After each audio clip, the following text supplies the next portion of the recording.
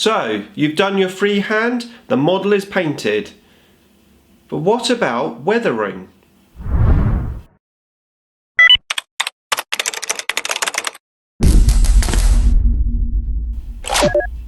Nick speaking, and welcome to this video. Right, time for another Back to Basics video for you. And in this one, I want to cover weathering. Now, weathering can be as little or as much as you like on your model. It really adds some extra depth to the armour. You don't necessarily have to do it on all of your armies, but some armies really suit being weathered. And now I'm going to also cover rust effects, and I'm going to cover chipping in this video. So I really hope it's useful. Now, as always, these videos are aimed for beginners, so I really hope you like it. Let's have a look at weathering. Right, okay, so let's have a chat about weathering. So weathering can definitely bring some added depth to your model and just take it to the next level. Now, you don't have to weather your models. I have some armies that I don't weather at all. My Eldar, for example, they're nice, clean, crisp painting. And my Wolven, they're very heavily weathered and battle damaged. Now, one good thing about adding weathering to your models is that you can hide any imperfections, either imperfections in your painting or imperfections in the model where maybe you haven't taken a mould line out or the model just, the sculpt wasn't very good or something, you know, so it can be quite useful for that actually as a sideline as such. Now, there are many different weathering techniques. In this video, we are just going to cover the basic techniques, something to get you going, something that's going to be easy, but also looked very effective. Now, one good starting point for weathering your models is to go down to the sort of foot area or the base of the model, like if you had a rhino, it'd be the base of the rhino or the rhino tracks, and just add sort of mud and sand and stuff basically that they would pick up as they walk across the battlefield. So it's a good idea to match the colours of your bases to the weathering that you do on their feet. So what I'm going to do in this video, I'm going to cover doing battle damage, I'm going to cover doing sort of rust effects, and I'm going to cover doing mud and sand and corrosion, and also some chipping as well. So we're going to start off by doing some battle damage. Now, battle damage for me is not necessarily dirt and grime and dust, but more like scorch marks. So we're going to start off, we're going to add some scorch marks to this. Now, I have one little area on this model I'm not particularly happy with, and that's the little section here with his foot where I did a little bit of green stuff. It hasn't come out particularly well, so I'm going to hide that with some weathering. So that's going to be my starting point, as well as the feet. Now, I'm not going to weather this one really heavily, but I'm definitely going to put some effects on there. So let's get started. We are going to start with a dry brush and a piece of tissue. Now, we've covered dry brushing in a previous video, and the paint that I'm going to start with is this one, which is the Rhinox hide. So let's get some paint out, and you don't need a huge amount of this, just a little bit on your dry brush, and then obviously just dry it off, just so that you've got a little bit on the brush. Okay, and we're going to dry brush on some of this brown. Now I'm going to start straight in this area that I'm not particularly happy with. Now, it's best to have not enough than too much. Exactly what happened there, so let's get some more on. Okay, so we're going to just dry brush on some brown in this area. Now, obviously, the smaller the dry brush, the easier it is going to be to do this. And that is looking pretty cool already. And we want too much, just something there just to indicate that he's had a little bit of damage. I'm going to go down to the feet, and I'm going to do a little bit of wear and tear down on the legs here. Let's do this one here.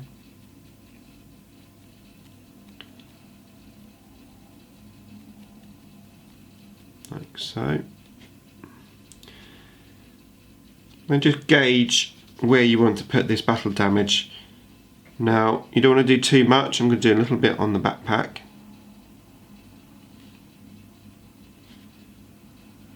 Obviously, if you start putting battle damage out absolutely everywhere, it sometimes can be just a little bit over the top as such.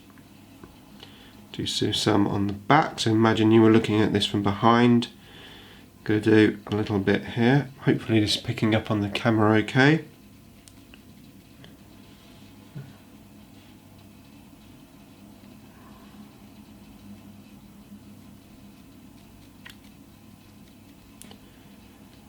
Like so. And where else? Okay. On this instance, I'm going to do a little bit on his helmet, not too much, just a tiny bit, just on the corner here. Which I'm going to use this small area of the brush, and I'm just going to, there you go. No battle damage there. Cool. Right, now that just brings a little bit of extra depth, but I haven't gone over the top. There is one area just at the back there I've noticed, which I remember now. Again, some green stuff work, which doesn't look quite as good as the non-green stuff work, so I'm just going to hide that up a bit with some battle damage. Right, there you go. Okay, so now I'm going to move on to the shoulder pads. So I want to do a little bit of battle damage on the shoulder pads.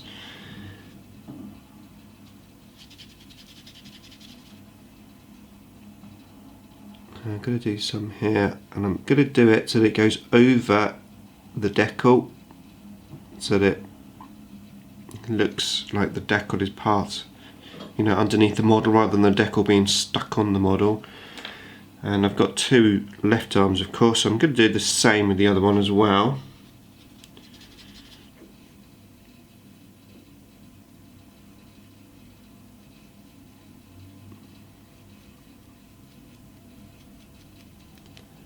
Like so, that's pretty cool.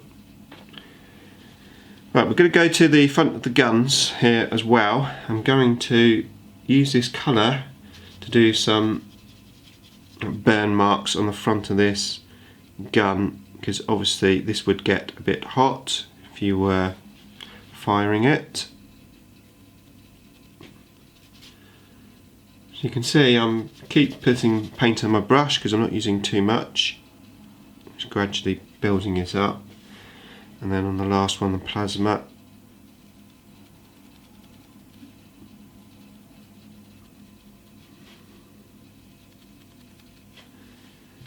Like so. I think I just need to do a little bit more on the side of this one. There you go. Right, I'm also going to do some weathering on the base. Now this obviously we previously painted. Just going to add just a little bit of weathering, in particular just on the grooves of these rocks here. So just to give this base an extra dimension and depth.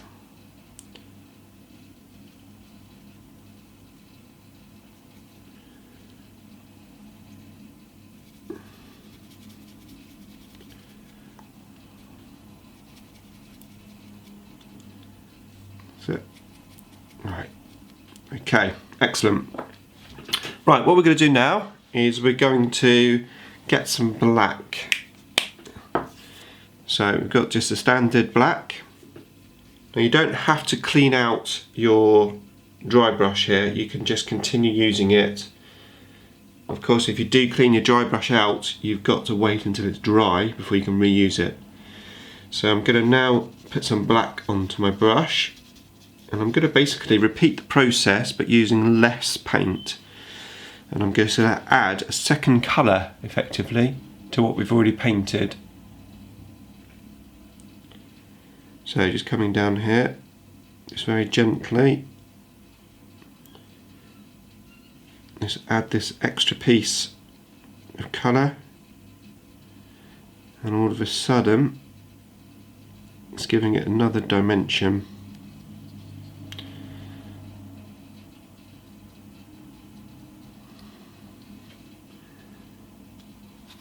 down the head.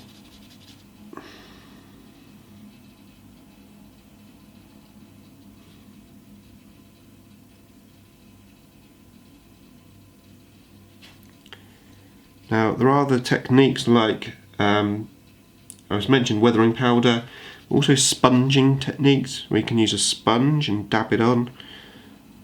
As I said, I can't really show you all of the techniques in this video. I've only got this one model to paint, but hopefully it's going to give you a good idea. That's looking really, really cool.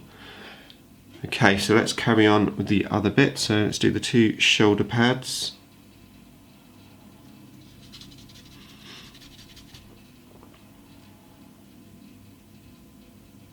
Make sure that you leave some of that brown, but just add this extra colour just to give it that little depth.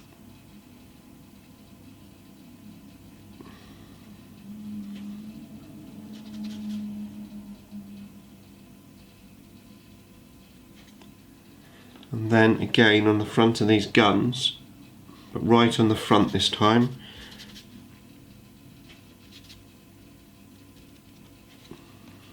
very gentle, just a few flicks. It just adds that extra depth and dimension. Okay, that is the weathering step A done. So what we're going to do now is we're going to move on to step B.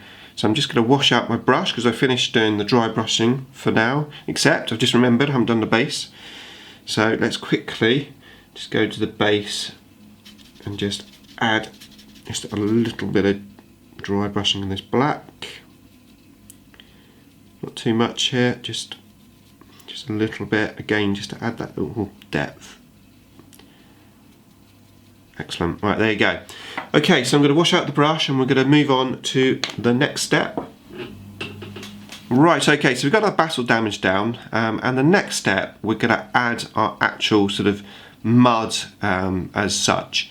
And to do that, we are going to be using the wonderful Games Workshop technical paint Typhus Corrosion. This stuff is awesome. You have to remember to give it a good shake first.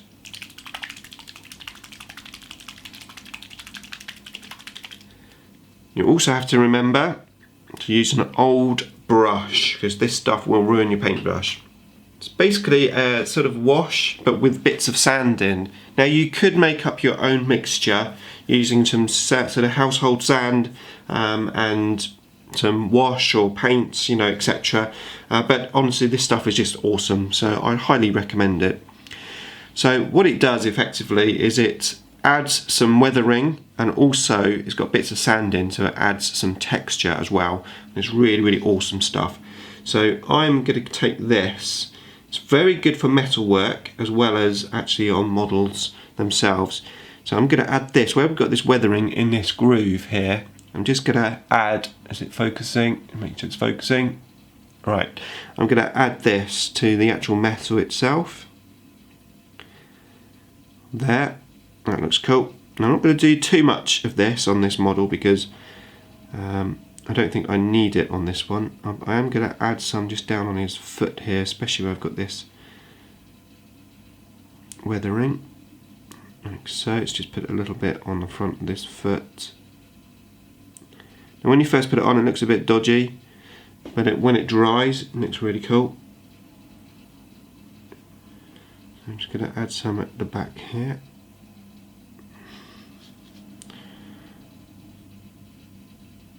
And you can see where I've got the old brush, the sort of the hairs are sort of splayed out, but that's okay, it almost helps do the effect. Just going to put a little bit on the top there. Okay, and just in here. Again, it just gives that weathering just that extra sort of depth. Okay, so once you've got it down, just have a look at the model and you think, are there any areas I could potentially add some more of this? I think I'm going to add a little bit to the helmet. I'm going to aim for that little like groove. Just in there. This is quite splayed out. There we go. Just going to aim in there. That's it. It just gives that like a more of a muddy look. There you go. Cool. Right. Now, the other thing that we can do with this is going to help us do the corrosion effects. So let's do some corrosion on our guns. So you take this and basically wherever you want some corrosion, you splodge it on. So let's do some corrosion at the bottom of this gun here, like that. I think that's probably enough. A little bit more. There we go. So a bit of corrosion on that gun. Let's do a little bit of corrosion on the plasma. Right, just do that down the bottom here, I think. There you go. It does take a little while to dry, this stuff, so once you put it on, just leave it to dry. While we're here, let's just put some on the bottom. So all the guns got a bit of corrosion on, which is pretty cool. Let's just check these shoulder pads. Do we need to do any? I don't think we do. I think it's pretty cool. I might just do a little splodge on these, just a tiny splodge in the middle of this weathering.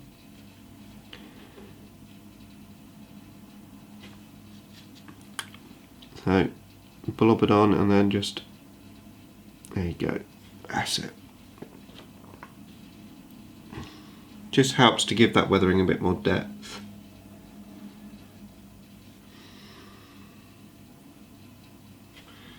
So what I'm doing is blobbing it on, taking anything off of the paintbrush, and then I'm just sort of splodging it out. Sweet. Right, excellent. Okay, so what we're going to do now is let that fully dry before we go on to the next stage, and the next stage will be to do some rust effects on that metalwork. Okay, so that's fully dry, and now it is dry. You can see how it's looking there. Looking really, really cool. It's looking like mud and dirt on the model, and then on the metalwork, again, it's just looking like mud really at the moment. We're going to change that into rust. We are going to use Citadel Dry Rise Up Rust. Now this paint is really good. You don't necessarily have to use this. You can just use an orange paint and just dry brush it on. But this one certainly makes it a little bit easier. But as I said, it's not essential. So let's get this one open. Okay, and we're going to use our little dry brush. Now this is going to be for just the areas that are metal. You don't really want to be putting this onto anything that's not supposed to be metal, because it would just look a bit odd to have rust on non-metallics. So let's just get our dry paint, put it onto our dry brush, and again I'm just using the tissue paper just to take it off. And I'm going to find anything that's metal, in particular this section at the back here, and that's the one advantage using a brush which is very small. It's easy to get into. So let's get that onto the camera. Right, I'm literally just going to dry brush in over the metal, and that changes the colour, makes it look like rust. Another little bit of metal in here. And the reason why we're dry brushing is because that typhus corrosion, as I said, has got sand in it. So what you're basically doing is you're hitting the sand particles as you dry brush it. Now just getting some more dry brush on, I'm going to hit the corrosion, the typhus corrosion on here, and this will make it look rusty. It doesn't matter if you also hit stuff that doesn't have the actual corrosion on, because wow, it's all weathering. So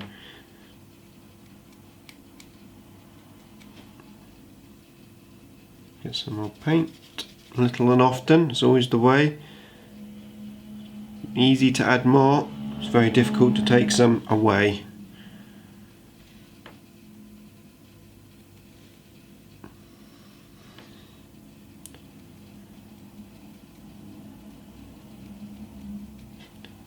Okay, now we've got rust. Right, but we're not going to finish there. Next, we're going to add some chipping. Okay, so obviously we've got our rust effects done, and just so you can see the paint there, just so we've opened up the silver pot. And what we're going to do, I'm going to use our 000 brush, so this is the smallest brush that I've got, and I'm going to take some of that silver paint, put it onto my brush, and I'm going to add just on the very edges of some of this area where we've got the corrosion. I'm going to add a few little dots, so it looks as if somewhere along the line there's been a bit of chipping on this area. It makes the weathering look a little bit older, as if it's been there a longer time.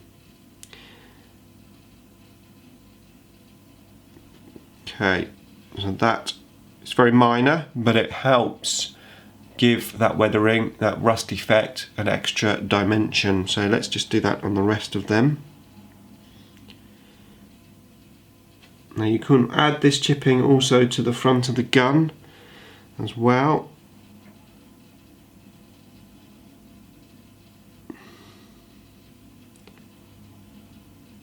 Try not to do too lines, try to jag it so you almost move the brush on and off as you do it.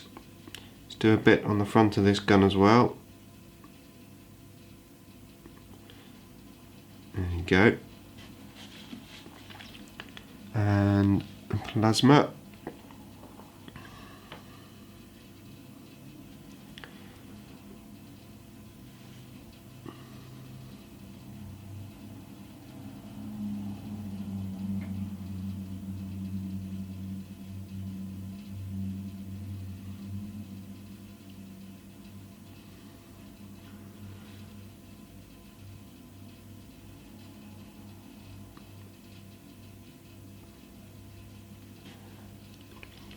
Right, and then lastly, just on this guy here, gonna get a little bit of paint,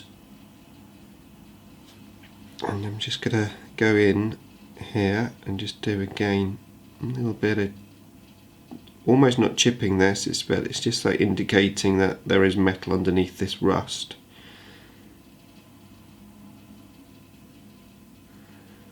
Like so. Excellent. A little bit on this side.